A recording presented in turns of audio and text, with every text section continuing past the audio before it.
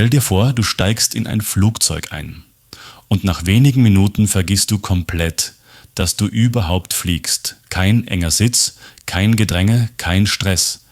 Stattdessen Teppich wie in einem Hotel, ruhige Beleuchtung, gedämpfte Schritte, Service auf Knopfdruck. Genau so fühlt sich die Welt der teuersten Privatjets an und sie ist so absurd luxuriös, dass man fast meint, es wäre übertrieben, bis man die Details hört. Da wäre zuerst ein speziell umgebauter Airbus A380.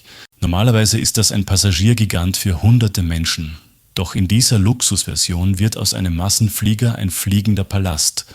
Breite Loungebereiche, Rückzugsräume wie kleine Apartments, Plätze zum Arbeiten und Entspannen und alles so gestaltet, dass man während des Flugs nicht Zeit totschlägt, sondern sie genießt. Allein die Größe macht klar, hier geht es nicht ums Ankommen, sondern ums Erleben. Preislich liegt so ein Ausbau bei ungefähr 500 Millionen US-Dollar, je nach. Sonderwünschen sogar darüber.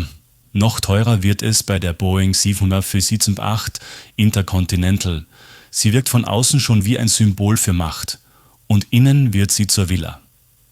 Mehrere private Räume, komfortable Schlafbereiche, ein Essbereich wie in einem exklusiven Restaurant und ein Konferenzraum, in dem man Meetings abhalten kann, als wäre man in einem Hochhaus in der Innenstadt.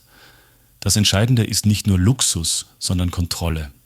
Du bestimmst, wer an Bord ist, wie laut es ist, wie lange du schläfst und wann du arbeitest. Kostenpunkt etwa 617 Millionen US-Dollar. Und dann gibt es Air Force One, streng genommen kein klassischer Privatjet, aber ein perfektes Beispiel dafür, was möglich ist, wenn Geld keine Grenzen setzt. Dieses Flugzeug ist ein fliegendes Kommandozentrum. Mehrere Ebenen, Arbeits- und Besprechungsräume, medizinische Ausstattung und vor allem Kommunikationstechnik, die auch in Krisen zuverlässig funktionieren soll. Dazu kommen Schutzsysteme, die den Jet selbst in Extremsituationen einsatzbereit halten.